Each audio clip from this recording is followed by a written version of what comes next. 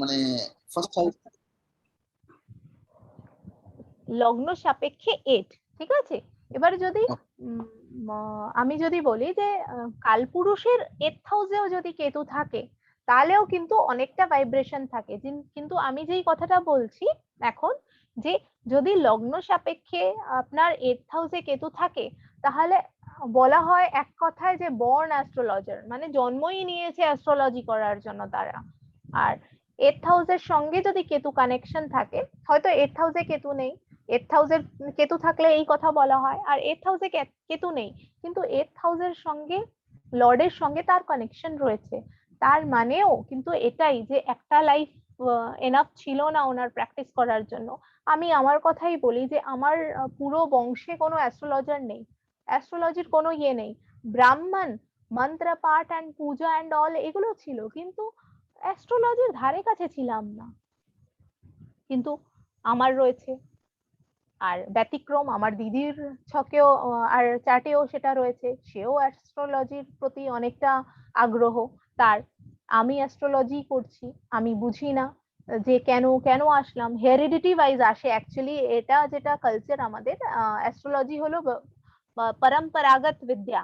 আর একটা ঘরানা থাকে, সেই ঘরানার মধ্যেই সেই নলেজ গুলো চলতে থাকে।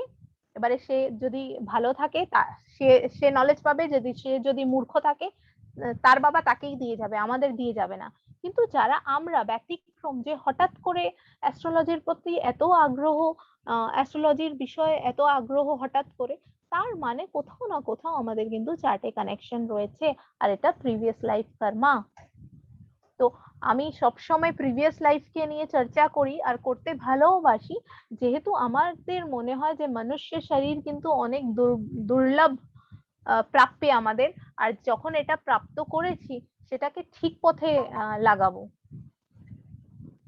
ঈশ্বর চাইলে আমাদের গাধা, গরু, ঘোড়া অনেক কিছু করতে পারতেন, কিন্তু যখন আমাদের উন্নত শরীর দেওয়া হয়েছে তাহলে এটা উন্নত মার্গে লাগুক।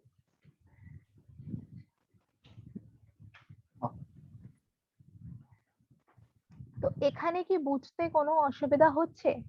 দেখুন, এটাকে জাজ করার জন্য না, এই কুষ্টিটাকে মেনলি জাজ করার জন্য আমাদের নবমাস পার্টটা অনেকটাই এসেনশিয়াল পার্ট। যেহেতু এখনো আমরা নবমাস ডিসকাশন করিনি বা নবমাসের দিকে এগোইনি, তো আমাদের ব্যর্থতা, এখন নবমাস ডিসকাস করতে পারবো না। কিন্তু এখান থেকে কিন্তু এই জাস্টিফিকেশন যেটা আমি দিলাম, এটা কিন্তু অনেকটাই ভ্যালিড। আপনারা চন্দ্রকুণ্ডলীও যদি দেখেন না, তাহলেও দেখবেন, দেখুন চন্দ্রকুণ্ডলীর থেকেও সপ্তমপদী লগ্নে, মজার বিষয় দেখুন, লগ্ন থেকেও সপ্তমপতি শনি লগ্নে, আর চন্দ্রকুণ্ডলী মিথুন যদি আমি ধরি তাহলে সপ্তমপতি ধনু রাশির লর্ড বৃহস্পতি, সেও কিন্তু আবার লগ্নেই বসে রয়েছে। আবার একাদশপতির সঙ্গেই যোগ করেছে, এখানেও একাদশপতির সঙ্গে যোগ করেছে, ওখানেও একাদশপতির সঙ্গেই, মঙ্গলের সঙ্গেই যোগ করেছে, তাও বিয়ে হয়নি।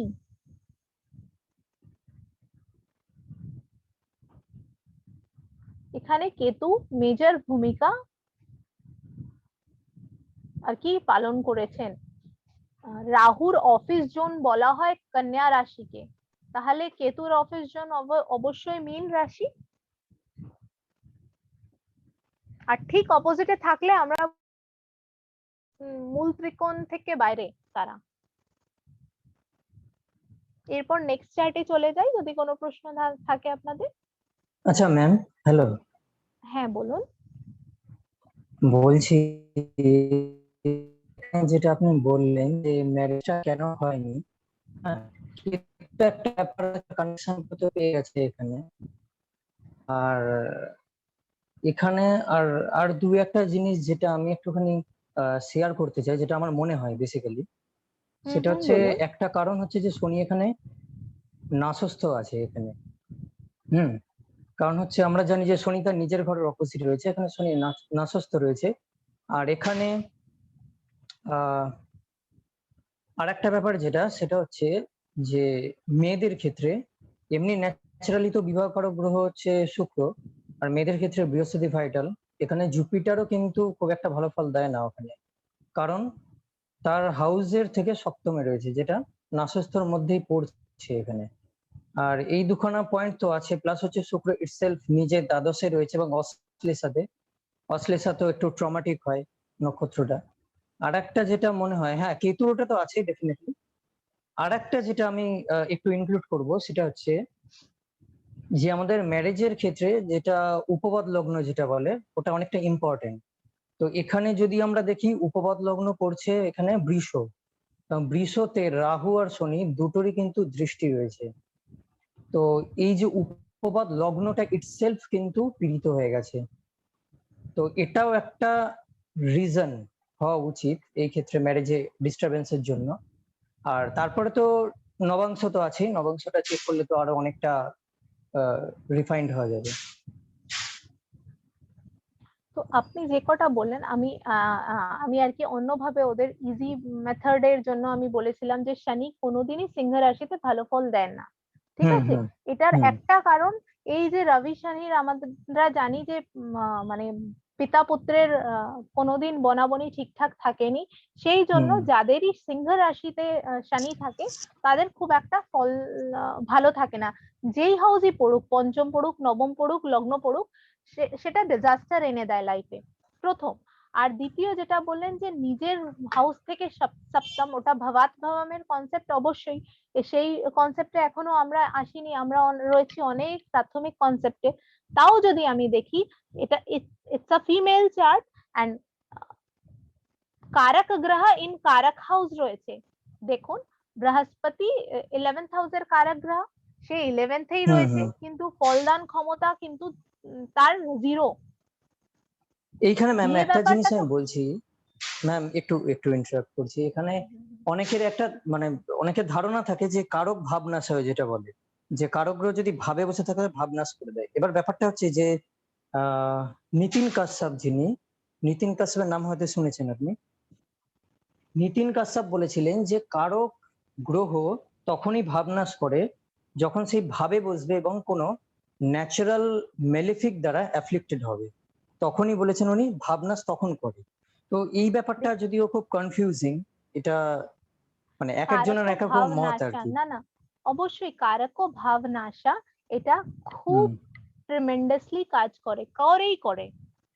তো এটা কিভাবে কাজ করে, আমাদের মানে যারা প্রাথমিক পর্যায়ে রয়েছেন তাদের কোনো ভয় পাওয়ার কারণ নেই। জাস্ট এটা পল্লব বাবু যেহেতু একটু অ্যাডভান্স লেভেলের স্টাডি করছেন বা উনি অনেকটা আগের থেকে অ্যাস্ট্রোলজি নিয়ে ঘাটাঘাটি করছেন বলে উনি জানেন এই ব্যাপারগুলো। তো আমি ওনার জন্যই বলছি, আপনাদের ভয় করার ইয়ে নেই, আপনারাও এই জায়গায় আসবে। এই যে কারক ভাবনাশা বলা হয় কেন, আমি ভাবলাম যে আমার ভাবুন কারোর একটা মেষ লগ্ন, ঠিক আছে, তার ফোর্থ লর্ড হচ্ছে চন্দ্র, ঠিক আছে। আর ফোর্থ হাউসের কারক গ্রহ কোনটা? চন্দ্র। ফোর্থ হাউসের কারক গ্রহ আমাদের চন্দ্র, শুক্র। চন্দ্র প্রাথমিকভাবে চন্দ্র, সেকেন্ডারি ভেনাস।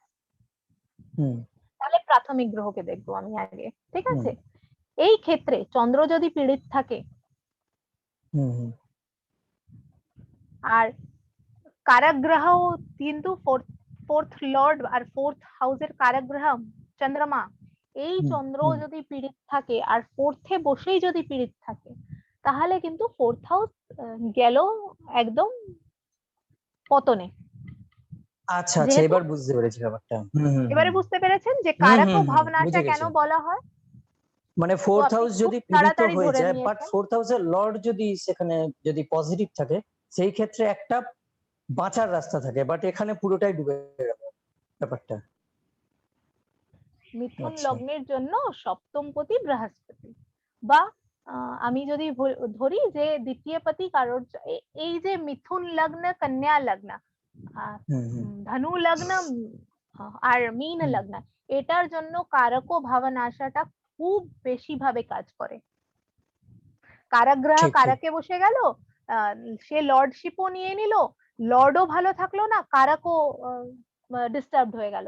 তাহলে একটা তো বাঁচাবে আমাদের 3টে বন্ধু রয়েছে, ঠিক আছে। 3টে বন্ধুর মধ্যে যদি একটা বন্ধুও স্ট্রং থাকে, তাহলে আমাকে ডোবার পথের থেকে তুলে নিয়ে আসবে। আর ওই বন্ধুটাও যদি সেই গার্বেজের সঙ্গে যুক্ত হয়ে যায় বা সেই স্ট্রমের মধ্যে যুক্ত থাকে, তাহলে সে আমাকে কি করে আপলিফট করবে? তো ঠিক যদি ঠিক ঠিক দ্বিতীয় পতি ভালো না থাকে কারোর, আমি এটা জাস্ট অ্যাজ আ টিপ বলছি আপনাদের, এটা কিন্তু হুম, লাইফ সেভিং টিপ। যদি দ্বিতীয় পতি স্ট্রং না থাকে, তাহলে কারক গ্রহকে দেখুন, কারক গ্রহকে ইম্পর্টেন্স দিন। কারক গ্রহের যদি ভালো থাকে, তাহলে সেভ করতে আর সেভ করাতে উনি আপনাকে মানে সাহায্য করবেন। আপনার দ্বিতীয় লর্ড আপনাকে সেভিংস করতে দেবে না। তখন আমাদের প্রার্থনা, পূজা, অর্চনা করতে হবে কারক গ্রহের জন্য। আর কারক গ্রহ যদি ভালো, তাহলে দ্বিতীয় লর্ড কোথাও চলে যাক, আমার দেখার প্রয়োজন পড়বে না ততটা। যদি দ্বিতীয় লর্ড স্ট্রং থাকেন আর কারক গ্রহ স্ট্রং থাকেন, then you are lucky one. তো এবার হয়তো পল্লব বাবু আপনি বুঝতে পেরেছেন যে কারক ভাবনাশা কি করে কাজ করে। Hmm hmm hmm okay, thank you. But ultimately ma'am সেই একটা জায়গাতে দাঁড়ালে যেটা পীড়িত সামহাও হতে হবে, তাই না ব্যাপারটা? অবশ্যই পীড়িত না হলে, এই যে পীড়িত না হলে, সেকেন্ড লর্ড যদি হুম পীড়িতই না হয়, উইকই না হয়, তাহলে আমি কারক দেখবো কেন? কারক আমার সেকেন্ডারি টুল, সেকেন্ডারি হুম হাতিয়ার। হুম মানে হুম আমি একটা হুম মাউজার পকেটে ছিল, একটা মাউজার আমার সক্সে ছিল। আমার সক্সের মাউজারটা আমি তখনই বার করব যখন আমার পকেটের মাউজার থাকবে না আমার কাছে। ঠিক নালে তো আমি পকেটে হাত দিয়ে পকেটের মাউজার বার করবো, তাই না? ঠিক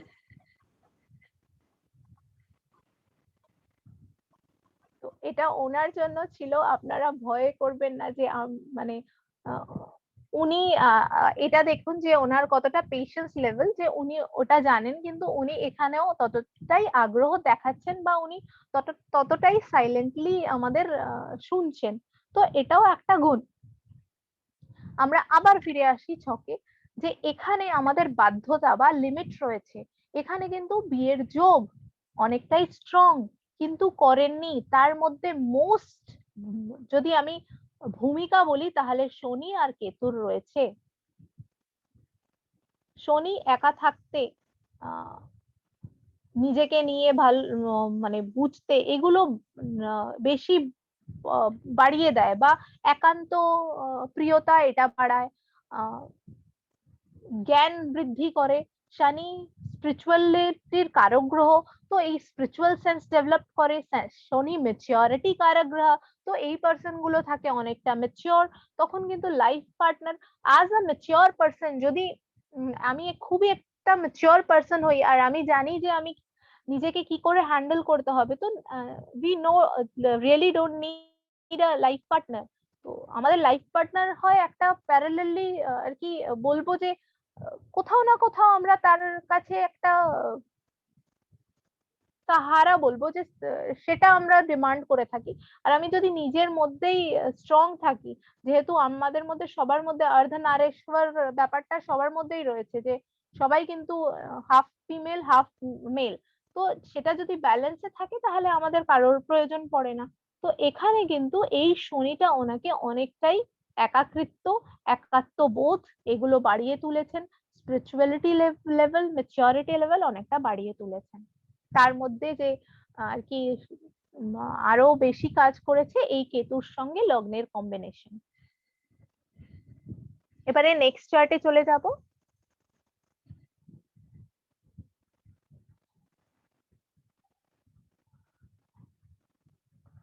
সাকসেসফুল বিজনেসম্যান। তো এখনই আমি একটা কানেকশন বলেছিলাম, আমাদের যারা একদম বেসিক স্টুডেন্ট তারা বলবেন যে আমি এখনই বিজনেস আর বিয়ের, ভালো বিয়ের কানেকশন গুলো বলেছিলাম, সেটার কানেকশন কি, কোন হাউস আমাদের থাকলে আর কি ঠিকঠাক বিয়ে চলবে, বা আমাদের ইম্পর্টেন্ট হাউস আর সাপোর্টিং হাউস কোন কোনটা, এটা কেউ বলবেন আমায়?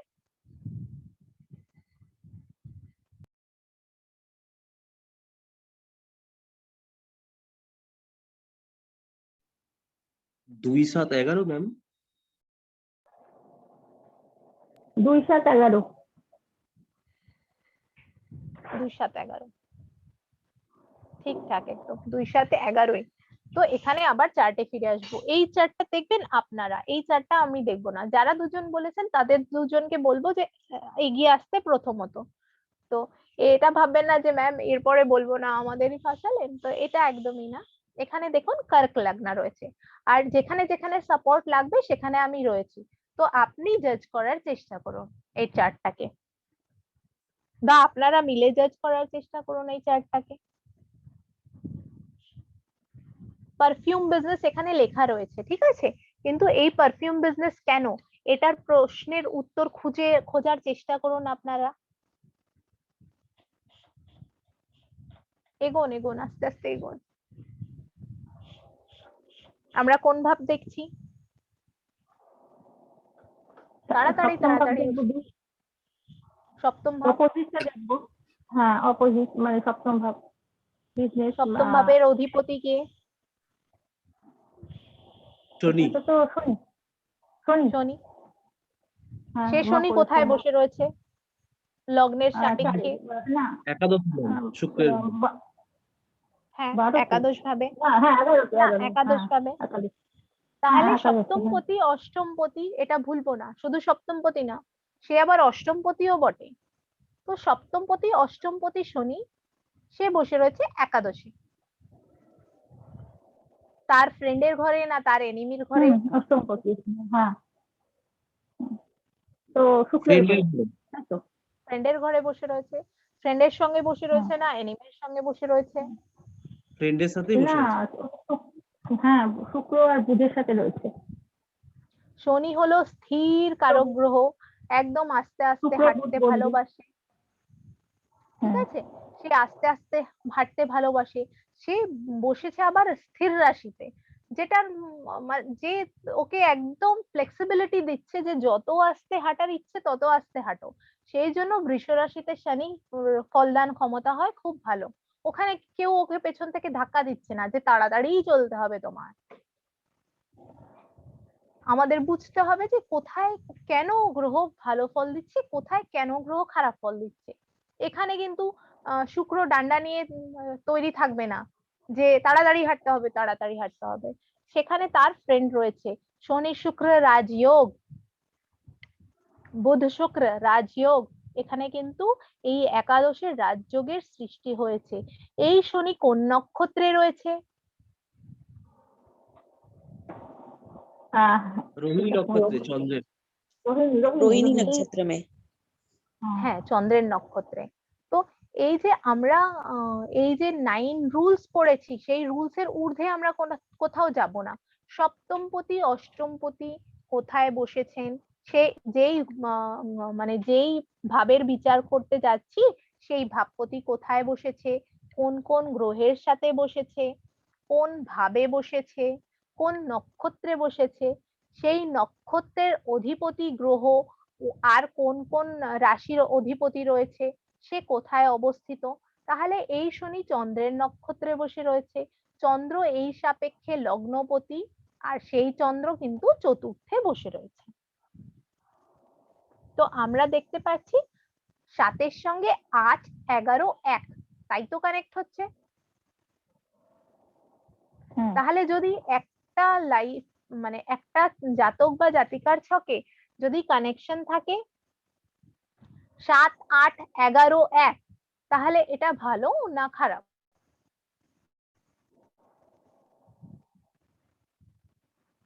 এগারো is all about our Prapti. 8th Lord 11th হাউসে গেছে। তো এখানে কিন্তু দুস্থানের লর্ড যখন ভালো স্থানে যাবে, তখন কিন্তু এটা দুস্থানের খারাপ জিনিসগুলো কমিয়ে দেবে। বুঝতে পারলেন? না, আরেকবার বলুন। দুস্থান মানে দুস্থান হলো 6, 8, 12। 6, 8, 12 লর্ড তার অধিপতি যদি কোনো শুভ স্থানে বসে, তাহলে নিজের ঘরের অশুভত্ব কমিয়ে ফেলে। তাহলে এখানে সপ্তমপতি অষ্টমপতি শনি, সে মিত্র ঘরে একাদশ ভাবে বসে রয়েছে, প্রাপ্তি হাউস, তাহলে 8th হাউস থেকে ওনার অনেকগুলো প্রাপ্তি রয়েছে। একটা প্রাপ্তি আমি খুলে বলি, বিং অ্যান অ্যাস্ট্রোলজার, ওনার আমি ফ্রি প্রেডিকশন করি সব সময়, কোনো মতে আমার টাকা চেতে ইচ্ছা করে না। আর উনি নট অনলি মি, উনি কিন্তু অনেক গাইডেন্স উনি ফ্রি অফ কস্ট পান। তো 8th হাউসের একটা বিষয় আমি আপনাকে বললাম, আরো কয়েকটা বিষয় রয়েছে।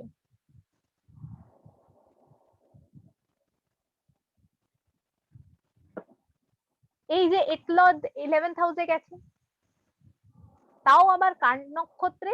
লগ্নপতির নক্ষত্রে, মানে একাদশ আর একের রিলেশন হয়েছে। যাদের একাদশ 1-3 রিলেশন থাকে তারা কিন্তু খুব খুব গিফট পান। যারা খুব গিফট পান তাহলে তারা নিজের ছক খুলে দেখবেন যে 3rd হাউস 11th হাউস আর লগ্নের একটা কানেকশন রয়েছে, কথায় গিফট পান তারা, তাদের কিন্তু থাকবে। তো ওনার ক্ষেত্রে কিন্তু 1 আর 11 কানেকশন ঘটেছে, আর সেই লগ্নপতি বসে রয়েছে চতুর্থে। তাহলে সপ্তম, আর আমরা জানি যে সপ্তমপতি আর একাদশপতির রিলেশন, তাহলে এটা ভালো একটা বিজনেস কে ডিনোট করে। বিজনেস করবে তাহলে বিজনেসে সাকসেস আসবে, যেহেতু সাকসেস আমরা কোথা থেকে দেখছি? 11th হাউস থেকে দেখছি। সপ্তমপতি একাদশে, যেটাই নিয়ে উনি এগোবেন সেটাই ডেভেলপ করবে। এই শনি দেবে ওনাকে একটু লেট সাকসেস, যেহেতু নিজেও শনি হলো স্থির গতিকারক গ্রহ। এই শনি বসে রয়েছে রোহিণী নক্ষত্র। Rohini is all about perfume, fashion, jewellery, artistic, art, craft, এগুলো। তো একটা হিন্ট পেলাম আমি, সৌন্দর্যর বিষয় বা সৌন্দর্যের জিনিস নিয়ে উনি যদি এগোন তাহলে ওনার জন্য হবে ভালো। তাহলে এখান থেকে আমি পারফিউমের একটা ইয়ে পাচ্ছি, কানেকশন। কিন্তু দ্বিতীয় কানেকশন তো এখনো পাচ্ছি না। দ্বিতীয় কানেকশন কি হয়েছে? দ্বিতীয় পতি তো দ্বাদশে বসে রয়েছে, দেখুন রাহুর নক্ষত্রে। ওই রাহুটা কোথায় বসে রয়েছে? দ্বিতীয় কার নক্ষত্রে? একাদশপতি শুক্রের নক্ষত্রে। তাহলে এই রাহু কার ফল দেবে? শুক্রের ফল দেবে অনেকটাই, তাহলে একাদশপতির ফল দেবে। তাহলে একাদশের সঙ্গে দ্বিতীয় হাউসেরও একটা রিলেশন হয়েছে তৈরি। তাহলে এখানে আমি 2, 7, 11 একটা কানেকশন বা রিলেশন তৈরি হতে দেখতে পাচ্ছি।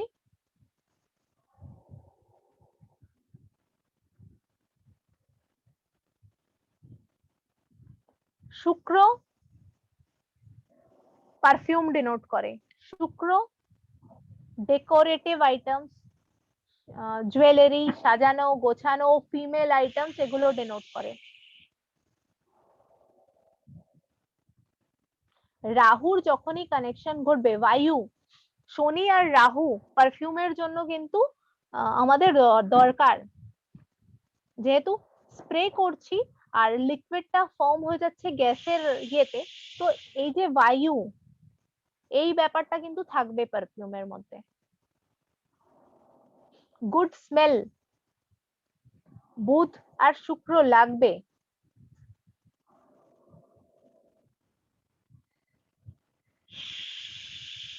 তো এখানে কিন্তু আমরা অনেকগুলোই কানেকশন দেখতে পাচ্ছি। শুক্র দ্বিতীয় পতির নক্ষত্রে বসে রয়েছে, তো একাদশ আর দ্বিতীয়ের খুব ভালো একটা কানেকশন আমরা দেখতে পাচ্ছি।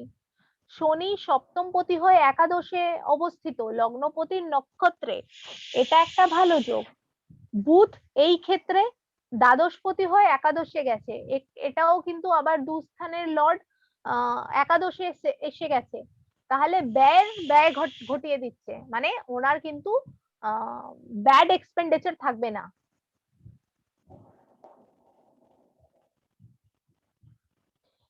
8th 12th যদি কানেক্টেড হয় 11th হাউসের সঙ্গে বা 2nd হাউসের সঙ্গে, এরা কিন্তু গুপ্তদান করতে 1 নম্বর ব্যক্তি, এরা গুপ্তদান করতে খুব ভালোবাসেন। তো এনার ক্ষেত্রেও কিন্তু গুপ্তদানের ব্যাপারটা রয়েছে, উনি কিন্তু গুপ্তদান করেন। দান ব্যাপারটা আসবে দ্বাদশ ভাব থেকে।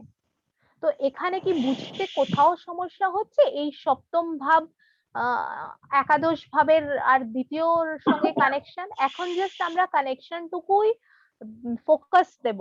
পারফিউম বিজনেস বা লেদার বিজনেস কেন না, এটার উপরে বেশি ফোকাস দেব না। হবে কি হবে না এটা আগে দেখবো যে ওনার কি আদেও বিজনেসের চার্ট না চাকরির চার্ট। তো 6th হাউস থেকে আমরা চাকরি দেখি, এখানে 6th হাউসের লর্ড কে বৃহস্পতি, সে দ্বাদশে বসে রয়েছে, দশমের সঙ্গে তেমন একটা কানেকশন আমরা খুঁজে পাচ্ছি না, তাহলে অবশ্যই এই মানুষ চাকরি করতে পারবেন না। আর তুলনামূলক 7th হাউস অনেকটাই স্ট্রং, আমরা জানি 2nd, 7th, 11th হাউসের সংযোগ ঘটলে সেটা বিজনেস আর ম্যারিটাল লাইফ দুটোই কিন্তু হবে খুব ভালো। তো ওনারও ডেভেলপমেন্ট কিন্তু বেসিক্যালি আফটার ম্যারেজ। ওনার 7th লর্ড একাদশে বসেছে, যেই মাত্র উনি বিয়ে করেছেন সেই মাত্র উনি কিন্তু সাকসেস লাইফে পেয়ে গেছেন। বিয়ের আগে অবধি ছিল ওনার অনেক টাফ লাইফ, ওনাকে সাইকেল নিয়ে ব্যবসা উনি আরম্ভ করেছিলেন না, হেঁটে ব্যবসা আরম্ভ করেছিলেন 2 ব্যাগ হাতে নিয়ে। আর ওখান থেকে আজকে আলিপুরের মতন জায়গায় ওনার 5-6 কাঠার একটা দারুণ বাংলো রয়েছে।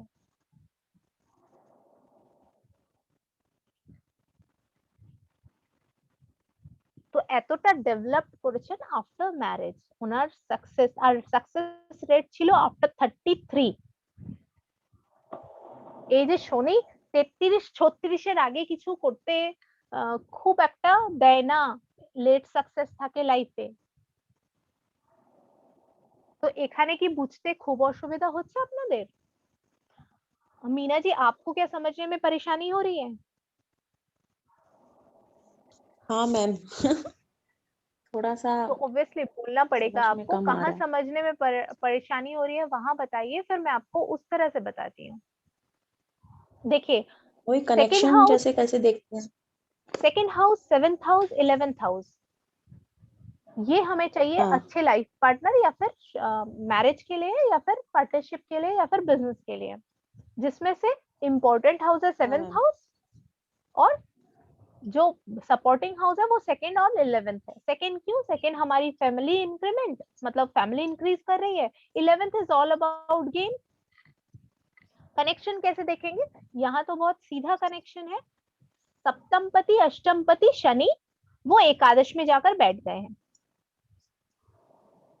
यहाँ हाँ तक आपको समझ में आ रहा है? वो कौन से हाँ नक्षत्र में बैठे हैं? 4 नंबर नक्षत्र। तो आप कुछ मत याद रखिए, के शू र रोहिणी। श, रोहिणी नक्षत्र में बैठे हैं। देखिए अब मैं दूसरे तरह से सिखा रही हूँ, आप उससे एडवांस लेवल में हैं। तो आप रोहिणी नक्षत्र में बैठा हुआ, रोहिणी नक्षत्र किसका नक्षत्र है? वो चंद्रमा का नक्षत्र है। हाँ चंद्रमा इस लग्न के सापेक्ष में कौन से हाउस को लीड कर रहा है? 4th। लग्न को 4th पे वो हाँ जाके बैठा है, लेकिन अधिपति तो लग्न का है। हाँ हाँ हाँ हाँ तो इस 7th और 8th के लॉर्ड शनि के साथ कॉम्बिनेशन बन गया 11 और 1। यही तो हमें चाहिए हाँ था। जी 2 हाँ मिसिंग है। तो 2 का कनेक्शन, एकादशपति द्वितीयपति के नक्षत्र में बैठा और सप्तमपति एकादशपति साथ में बैठे हुए हैं। ये मैंने थोड़ा सा फास्ट बोला। एकादशपति शुक्र कृतिका नक्षत्र हाँ में है, जिसके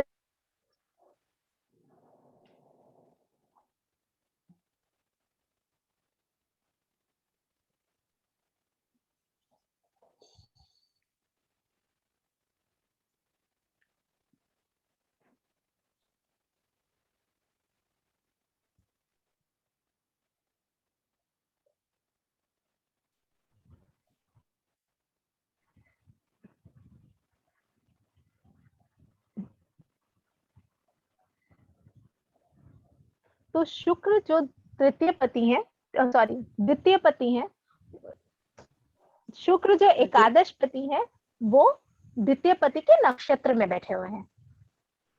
हाँ ठीक है, तो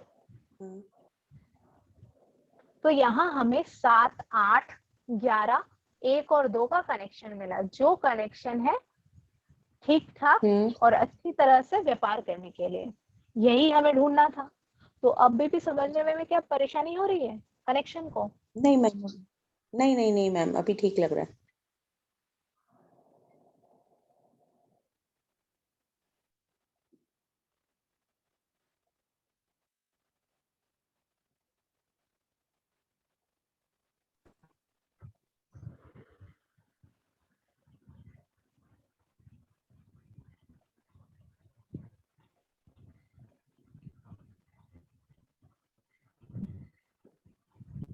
আমার ড্রপ হয়ে গেছিল, কি কানেকশন বুঝতে পারলাম না কেন।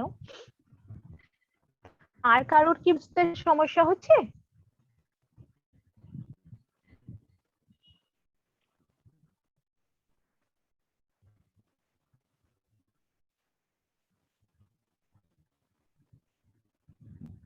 আর সবাই বুঝতে পারছেন কি? কমপ্লিকেটেড ম্যাডাম, সঞ্জয় বলছি একটু কমপ্লিকেটেড। আচ্ছা ভিডিও দেখলে পরে হয়তো ক্লিয়ার হবে। নেক্সট ক্লাসের কোশ্চেন জিজ্ঞেস করুন। হ্যাঁ,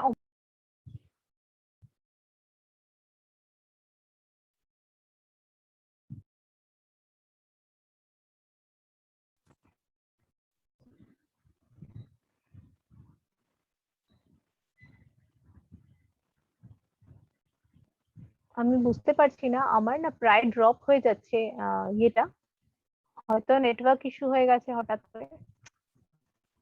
আপনারা কি শুনতে পাচ্ছেন আমায়?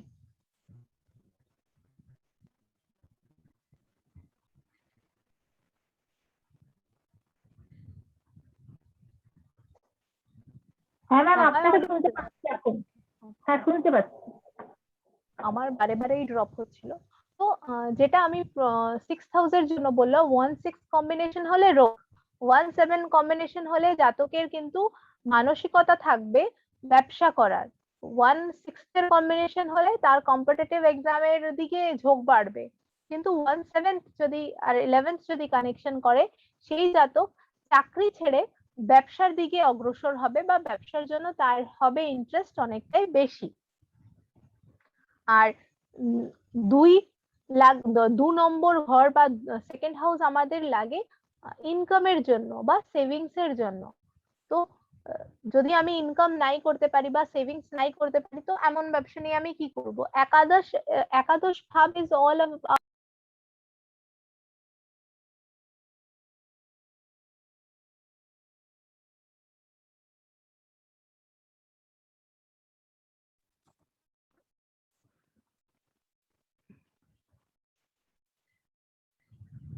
আবার ড্রপ হয়ে গেছিল।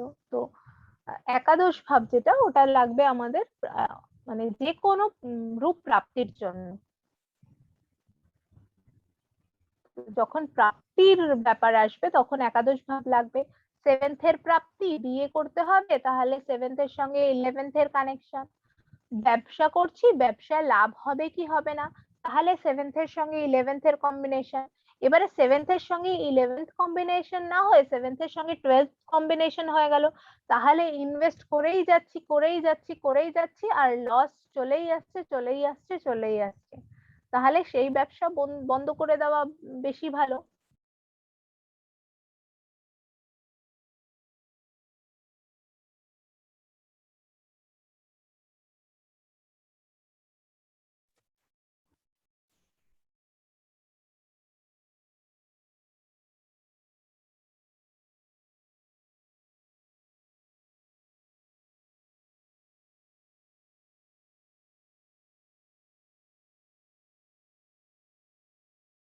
নেটওয়ার্কটা আবার নিজের থেকেই অন হয়ে যাচ্ছে। তো যেটা আমি বলছিলাম, যদি সপ্তমের সঙ্গে দ্বাদশের কানেকশন ঘটে, একাদশ না ঘটে দ্বাদশের কানেকশন ঘটে, তাহলে ইনভেস্টমেন্ট হিউজ হয়ে যাবে, লস হবে ব্যবসায়। এবারে যদি একাদশের কানেকশন থাকে, ওখান থেকে গেইনস হবে। ষষ্ঠ ভাব যদি খুব বেশি দূষিত থাকে, তাহলে কিন্তু ম্যারিটাল লাইফও ডিস্টার্বড হবে আর ব্যবসাও ডিস্টার্বড হবে। তো এটা কিন্তু আমাদের দেখতে হবে। তো मैम जैसे बुध बैठे हैं मंगल के ग्रह में, मंगल के नक्षत्र में, तो उससे क्या होगा?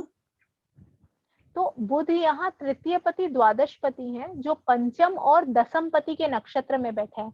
तो इस लग्न के लिए राजयोग कारक ग्रह के नक्षत्र में बैठे हैं, तो ये फलदान क्षमता अच्छी होगी बुध की। बुध 12th लॉर्ड, मतलब जो इनका इन्वेस्टमेंट होगा वो उनके कर्म में उन्नति करके देगा, क्योंकि 10th हाउस के साथ कनेक्टेड है। जी और मैम। मृगशिरा नक्षत्र, रोहिणी नक्षत्र, ये जो 2 नक्षत्र हैं, उसमें से भी मृगशिरा जो नक्षत्र है वो स्कैंडलिस्ट नक्षत्र है, मतलब मोस्ट सेक्सुअल नक्षत्र है, मोस्ट ड्रामेटिक नक्षत्र है, इस नक्षत्र में बहुत सारा कुछ हुआ है जो हमारे